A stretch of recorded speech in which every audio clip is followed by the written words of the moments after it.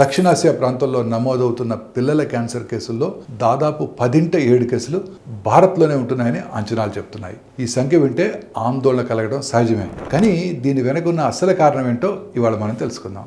2022 సంవత్సరంలో ఈ ప్రాంతంలో కొత్తగా 37,716 పిల్లల క్యాన్సర్ కేసులు వచ్చినట్టు అంచనా. వాటిలో మన దేశపు వాటా 25,939, అంటే నియర్లీ 70%. కానీ దీని అర్థం భారతీయ పిల్లల్లో 7 రెట్లు ఎక్కువ వస్తుందని కాదు.